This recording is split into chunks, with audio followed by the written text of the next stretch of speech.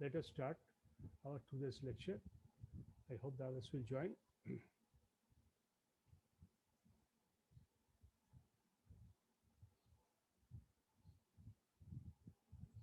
Now, we have started the controlling of steam generation system, and we have gone through different aspects like steam pressure control, feed water drum level control, etc.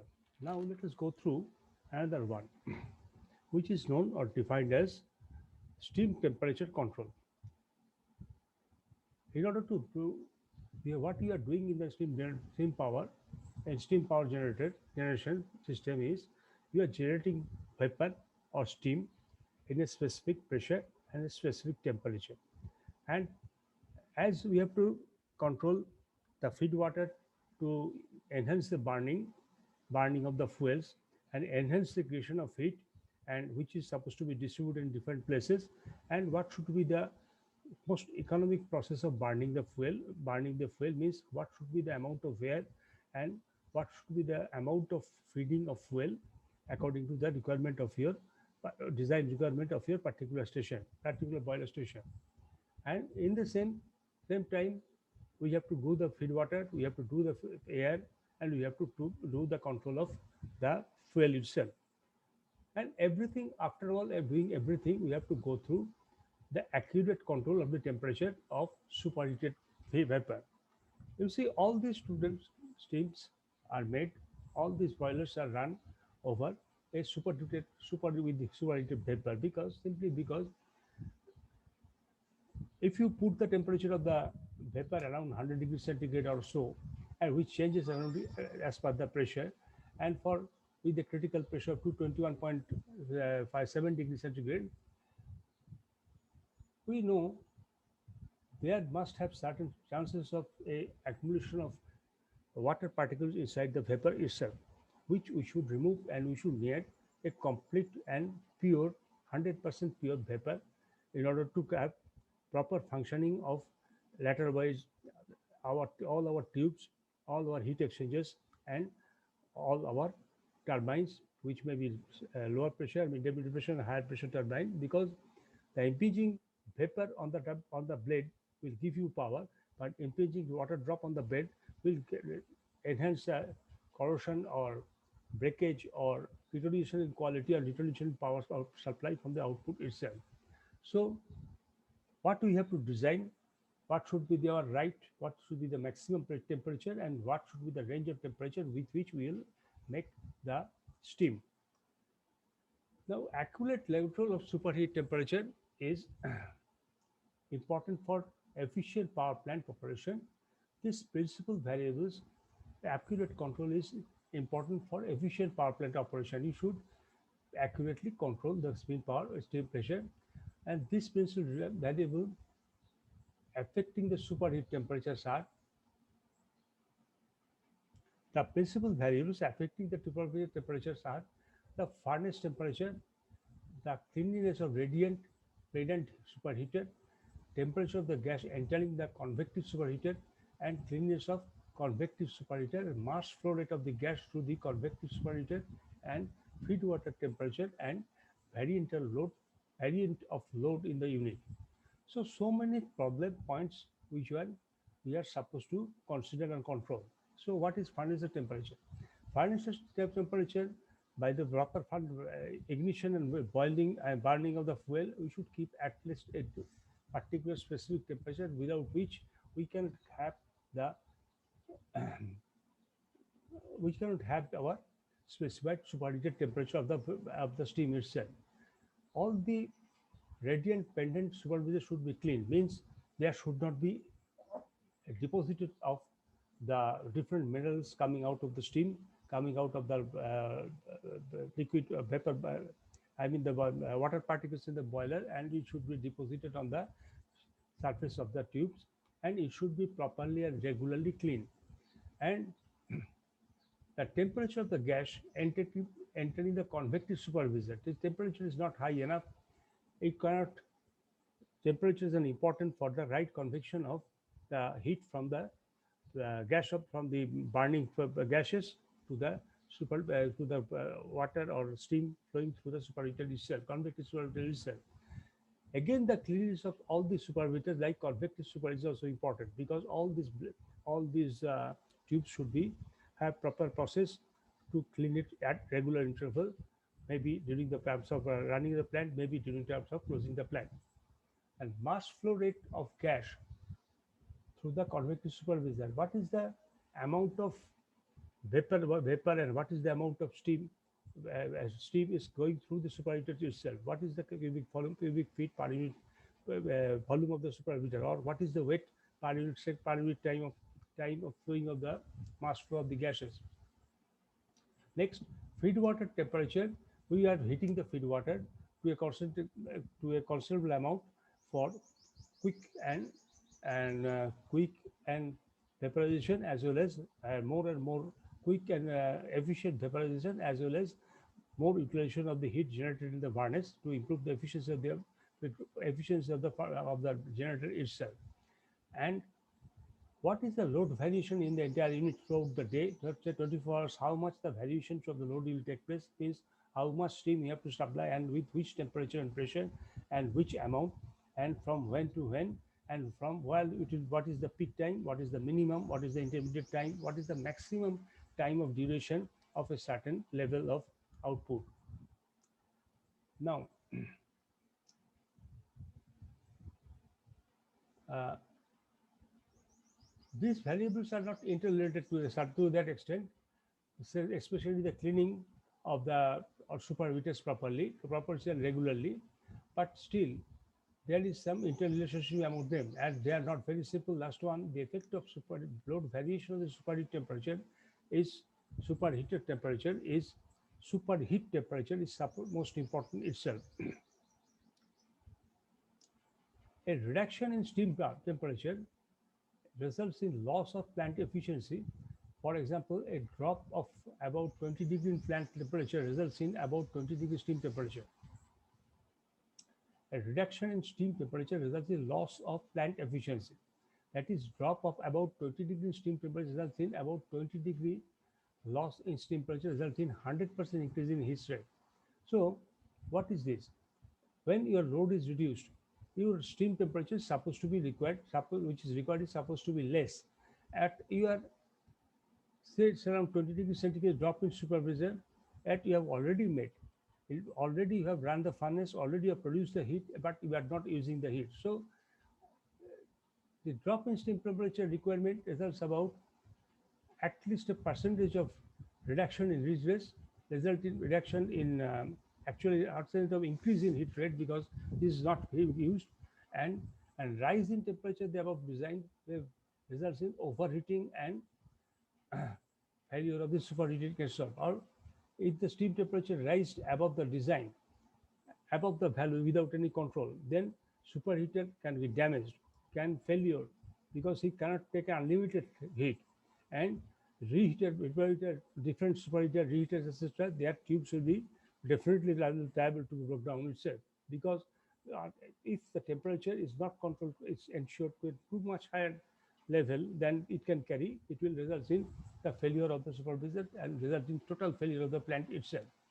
Now, uh, the temperature of the saturated steam leaving the drum corresponds to the boiler's measure and remains constant of steam pure pressure controls are in working order. So what is the meaning of this thing? The steam is always saturated a particular temperature, what is in the particular volume, how much it can carry, it's totally filled up. The temperature of this saturated steam, now we are leaving the drum, going through the superheater itself, correspond to the boiler's pressure.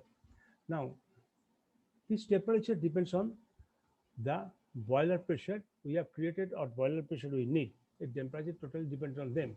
And it remains constant of steam pressure controls are in working order.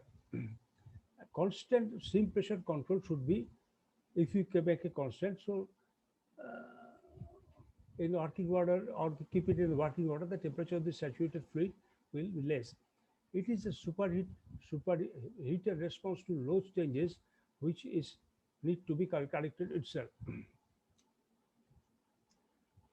If the superheated temperature to load response to the load changes which are need to be corrected. These are several ways of doing so in the given order. So first what we are doing to control the temperature is first we go for the load. We have to understand how much there will be load variation of load and where, when, throughout the 24 hours a day or throughout the weeks or like this.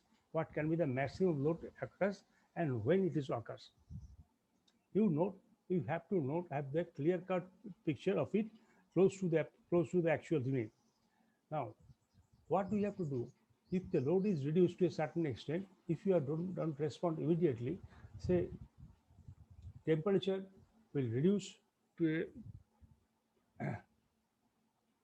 reduce to a certain extent, but heat generation is being remains as it is. So heat rate will increase. Immediately the heating rate will increase considerably, a considerable amount, and this heat rate will, on the other hand, will rise, results in rising the temperature beyond the limit or beyond the requirement or above the design.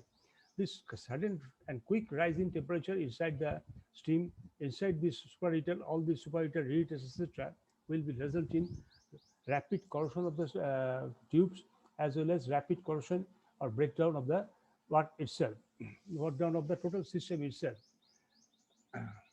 So, what is important first is the load. You have to control, you have to work according to the load itself. Now,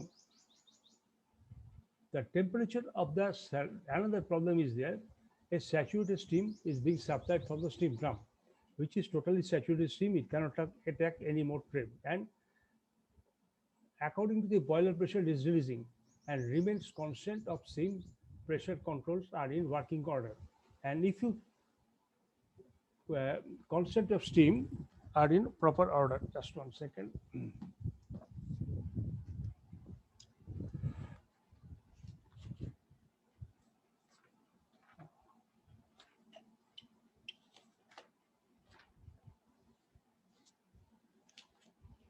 Control.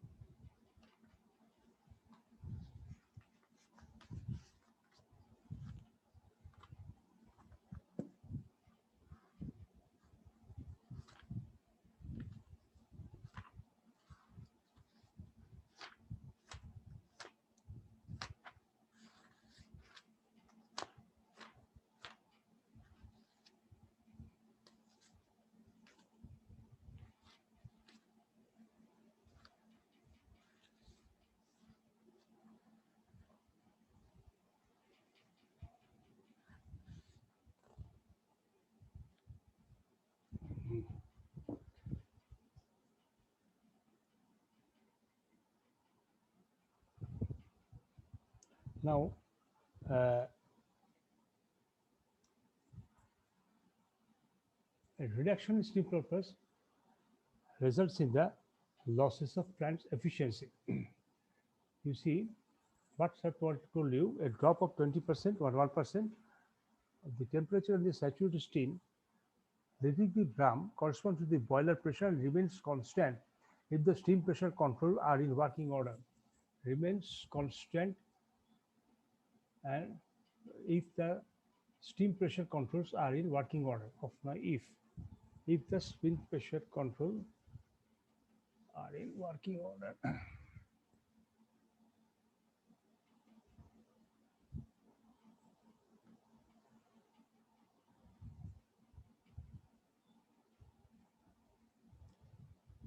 Now, it is the superheater reheater response to load changes which are needs to be corrected. These are the several ways of doing so. The superheater as well as the preheater response to the load change is important here. There are separate There's different ways of controlling it. So what we have starting from the super control of temperature is, first we have to go to the load. There are different ways of different methods affecting the team temperature, which you have narrated.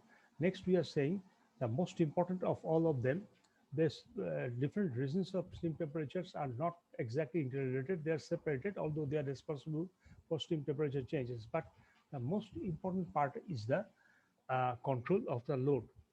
Load you cannot control. Control of your total plant, total team temperature as per the traditional the load itself. So if the temperature is requirement is dropped about 20 degrees centigrade, then the efficiency or results efficiency of the plant will then also be reduced. Thus, which means we are producing more heat than required, which is required. That will in terms affect in different ways. That you are overheating all the different resource exchanges like economizer, reheaters, etc. Because we are producing more heat to heat, which is not required for them, and that in terms will lead to the loss of this loss of life of all these equipments, leads to the breakage of all these equipments. Now, so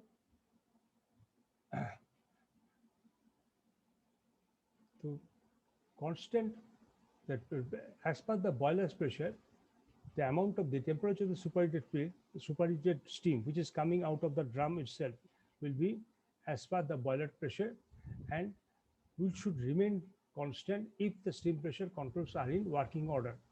So the temperature will be constant. If the steam temperature, uh, if if the steam pressure controls are in working order, if the steam we can control properly the steam pressure, the temperature remains same if we control the pressure itself.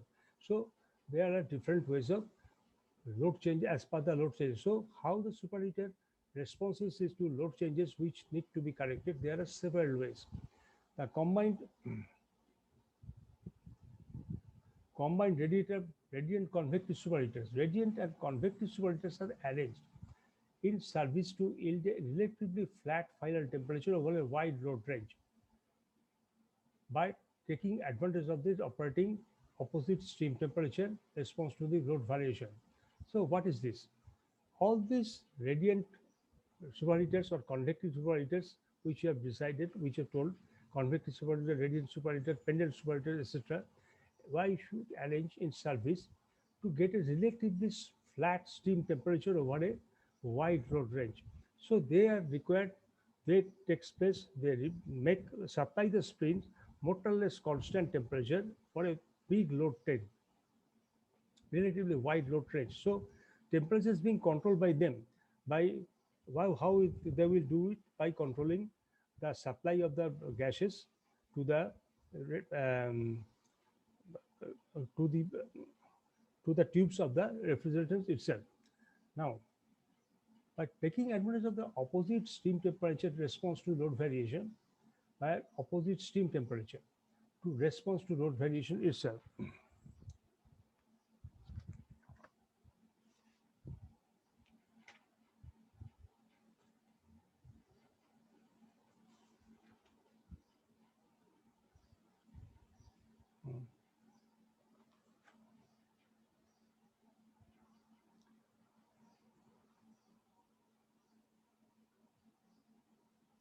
And,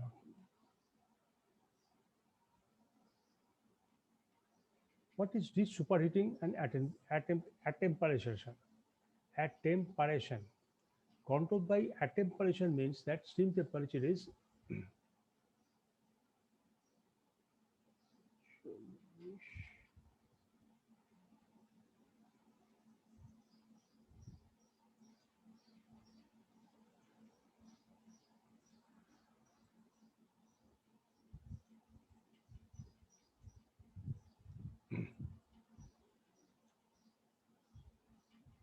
controlled by attemperature.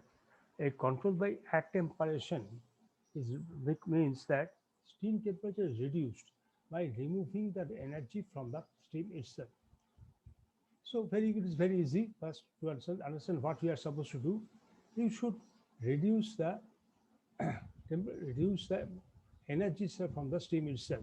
So how much you are supplying to the steam through the energy, how much heat energy you are supplying to the steam itself to increase its temperature also, to retain its temperature also, which energy should be reduced from the steam itself. That is the heat energy which is being supplied to the steam. That heat energy is supposed to be reduced. In a tubular type, a portion of steam, omega 1, means kg per second, means that is the weight of the or flow rate of the steam per second through the tubes for a point beyond the primary or secondary fluids by an alternative valve, and for an alternative Q per alternative valve. Hmm,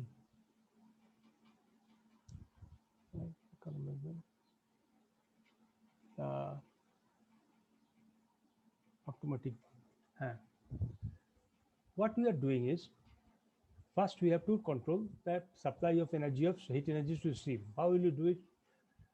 Through that, you will control a portion of the steam, say omega 1, which is the kg per second, the rate of flow of the steam itself through the tube, a, from a point between the primary and secondary supervisor by an automatic valve diverted to a shell and tube heat exchanger where boiled water from the drum must be circulated itself.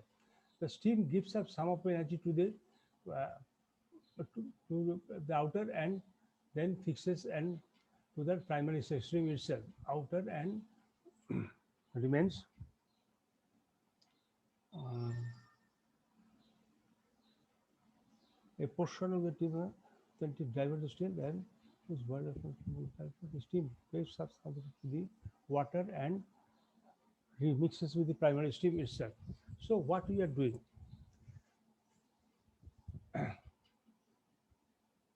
it is the control of temperature by desuperheating. What we are doing, we want to remove the amount of heat energy supplied to the steam itself. What to do? How will you remove it? In a tubular steam, a portion of the steam, total, not the total amount, through which through the tubes from the point beyond the primary and secondary superheaters by an automatic valve, we divert it to a shell and tube heat exchanger. There is another heat exchanger, this shell and tube, whose boiled water from the drum must be circulated itself. From where the boiled water is, the drum is also coming to the shell itself. This steam gives up some amount of energy to this water and then again mixes with the primary steam before entering the secondary supervisor. So what we are doing, we are having a valve between the primary and secondary supervisor. We are having an outlet.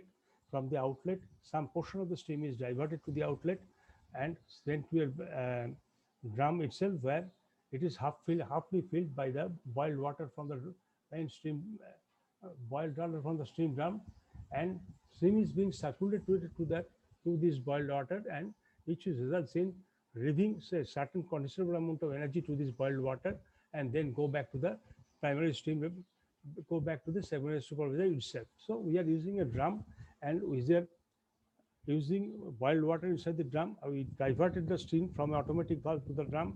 Then that steam, while passing through this boiling water, is leaves some portion of the steam, then and with it, and it goes back to the secondary heater for certain hour again for certain type of heating. So we have an automatic valve which will sense the temperature of the steam, and it will open or accordingly if it is more than the design temperature, and it will go to the valve and do the rest. What is shown here is given here. Here is the secondary supervisor. It is the primary superheater. So steam is going from primary to secondary superheater and from there to the next place. But here is a valve here where the W2 is the weight of the spring carrying moving per second, and W2 minus W1 is equal to a portion of it went through the valve and W2 went to the supervisor. Then this omega 1 goes through the through a heat exchanger, which from which it exchanges, from which is connected to the valve to the diameter itself, which exchanges some of the heat itself and goes back to the original steam and goes goes back to the original stream to the supervisor. So W1 should secondary primary supervisor is a passage in between them. From where there is another heat exchanger uh, which gets uh, which gets the steam in the tube, and surrounding it, it gets the boiled water comes to the valve from the drain drum, and the steam, although not coming into contact with the water itself, but leaves certain amount of steam heat to the water, because water is much less heated than the superheated steam. So it leaves certain amount of heat to the water, then go back to the same amount, goes back to the main line, to main supply line, and then to the secondary superheater, then to the sub turbine itself. So what we need, another heat exchanger, and that heat exchanger is being inside tube inside is supplied the steam, and outside is supplied by the boiled water itself. Now next comes control of steam temperature by attemperation. A spray type superheater at temperature, also called de-superheater, reduces the temperature of the steam. Just 1 second.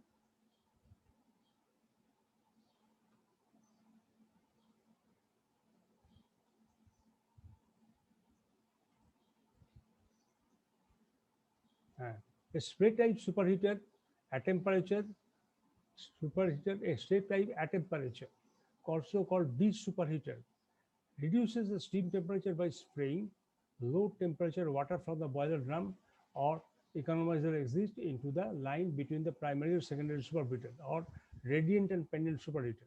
So what we are doing, it is attemperation, mean reduction in temperature. We are going comparatively cooler, spraying pure water to a by low temperature pure water from the boiler drum or to the economizer exit into the line between the primary and superheater, or radiant and pendant superheater. So either primary, secondary, or secondary or radiant superheater, you are supplying compared temperate water with temperature comparatively less temperature to reduce the temperature of the superheated heat. The nozzle injects water up to the throat of a mixing venturi, where the water mixes with high velocity steam in the throat, vaporizes and lost thus lost the, lost the spring, and cools the spring. The venturi and a thermal slip, a high chrome venturi thermal slip, protect the main steam pipe from the thermal shock, caused by an unvaporized water droplets that otherwise wet may impact on the pipe itself. But there is a problem. You see, what we are doing, we are getting some supply of water, maybe from the boiler drum itself, which is although boiling, but it is much less heated than the superheated steam, and inject this boiler, which is supposed to be in pure form, in the passage in between primary and secondary superheater, or between secondary and pendant superheater. But there is a serious problem, that is temperature shock. You cannot reduce the temperature, or you can increase the temperature all on a sudden, because everything will subject to all the adjoining tubes, pipes, drums, everything will be get a shock, that you have to immediately absorb that high heat, or immediately increase the high heat like this.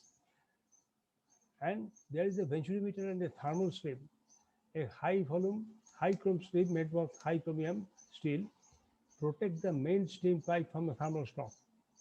So main steam pipe is a supply from uh, primary to secondary supervisor, secondary to primary pendant supervisor, which is the main steam supply. And what we have, a venturi and a thermal strip, a high chrome steel, protect the main steam pipe from the thermal shock by an unvaporized water droplet that otherwise might impact on the pipe itself. Again, what we are supplying through a nozzle, inject water, and water is and unfresh water is droplets that otherwise might impact on the pipe. We should get We should absorb the thermal shock itself. The water used for spray must be of high quality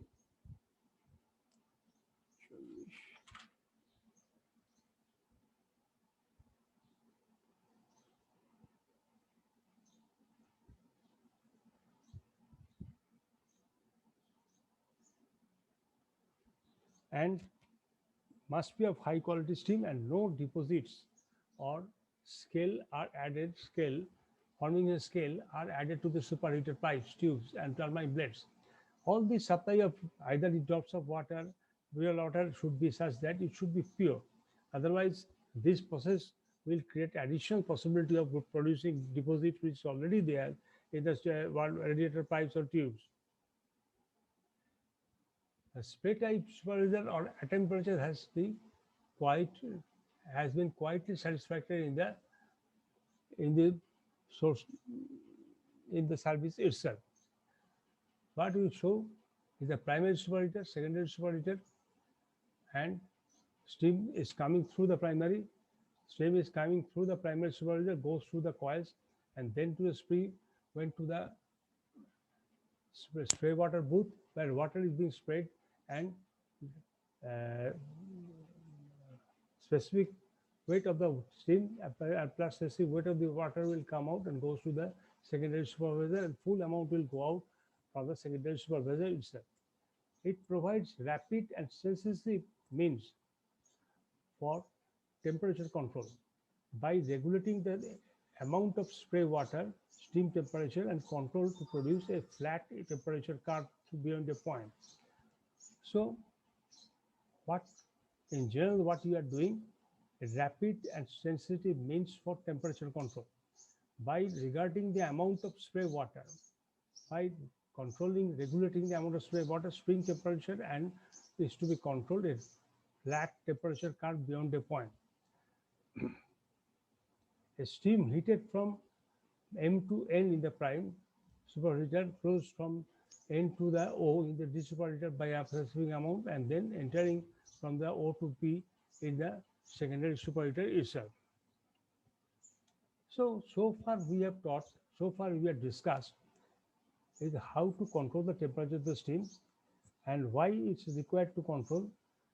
That's first we are there are so many reasons why we are thinking. The most important reason is the variation in load.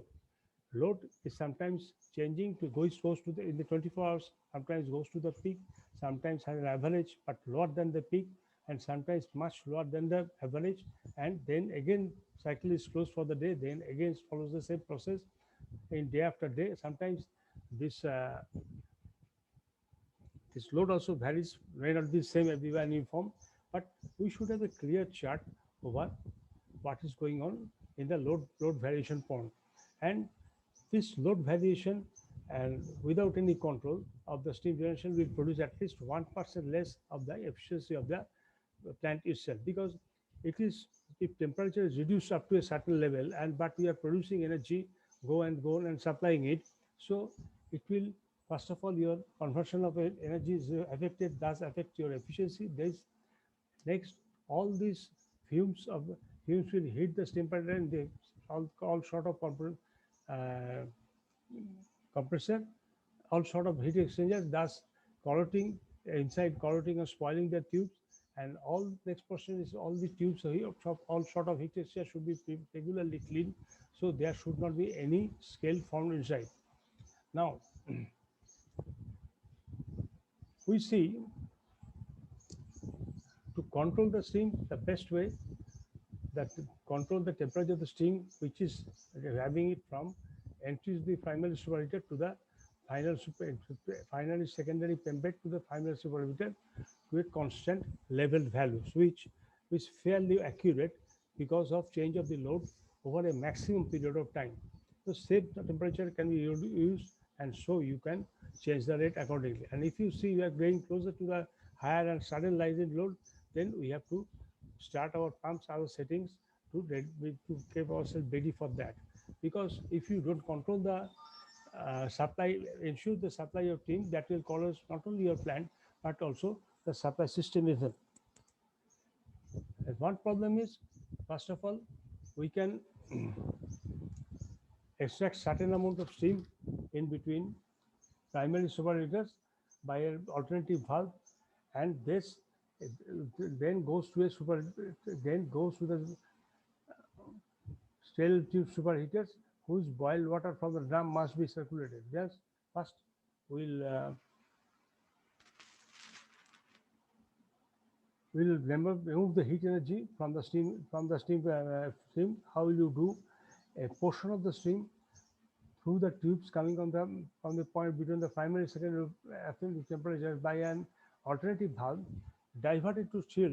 It's a portion of the fluid sent to the dead shell, and remaining and the tube exchanger whose boils water from the drum and must be circulated, which surrounding which the boils water is there. Here the problem itself.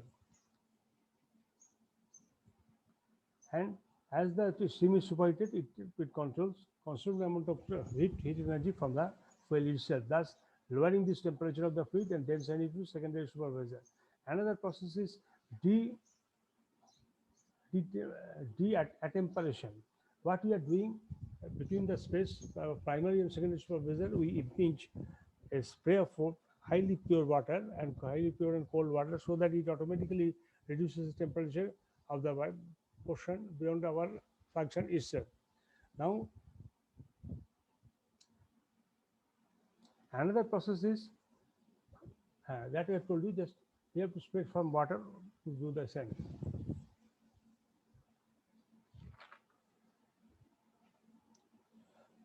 Now,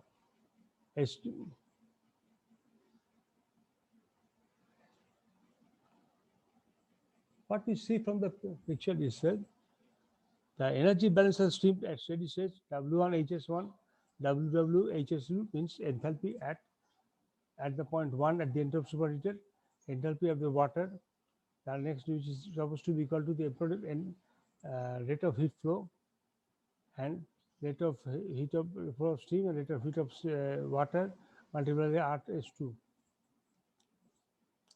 where in this energy equation omega is and omega W means omega S and omega W mass flow rate of steam and water respectively kg per second. Hs and Hw specific enthalpy of steam and water in kilojoule per second. So omega means the mass flow rate in kg, and H is the specific enthalpy of steam and water, whether the suffix is S or suffix is W. Thus, this superheater is located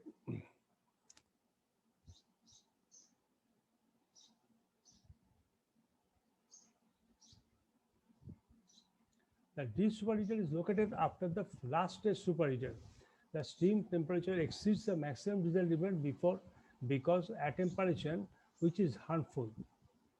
Before attemperation which is harmful. For example, maximum possible temperature should be 560 degrees centigrade, not more than that. And the superheater is quite large stage. After last stage superheater, then at a reduced load, the steam temperature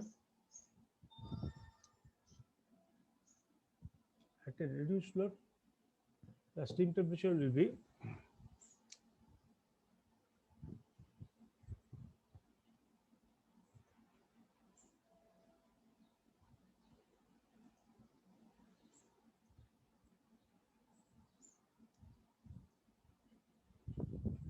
steam temperature may shoot up to 570 degrees centigrade, which is over than our requirement, which is to be brought down by water spray in to 560 degrees centigrade. So this is the end limit is 560, and if the shoot up over 570, we have to brought it down by 70 the water, comparatively cold water. However, the temperature has to be limited to 560 and cannot be allowed to exceed it. On the other hand, the dew superheater is located between the last stage of superheater, then at the rated level with no attemperation, the steam temperature at location should be vary between 570 degrees centigrade, and which increases to 560 centigrade by the absorption heat in the last stage superheater. If a reduced load in the steam temperature at the location, at this location shoots up to 520 degrees centigrade, the water will be sprayed to bring the temperature 510, by which heat exchange is the last superheater rise to 560 before exiting the steam turbine. So what we have to do, by injecting the closed water, we our design temperature is 560 degree. We by injecting cold water we reduce to the around 510 520 degrees centigrade. Then it goes to the heat absorber. In the last supervisor, it will rise to the 560 again, and then be spin into the uh, paging to the boiler valve itself, and in the turbine blade itself. The steam temperature, there is a chart here. This should be the load about the abscissa 60, 60, 100, and the steam temperature is here. So the spray, there are secondary superheaters, different secondary superheaters whose rising temperature is given here, and as far the load percentage, and spray cooling is started here to keep it more or less, the steam temperature is more or less same, and secondary superheater is also working here itself. So with this, I'm stopping today's lecture. Nobody attend, and this is the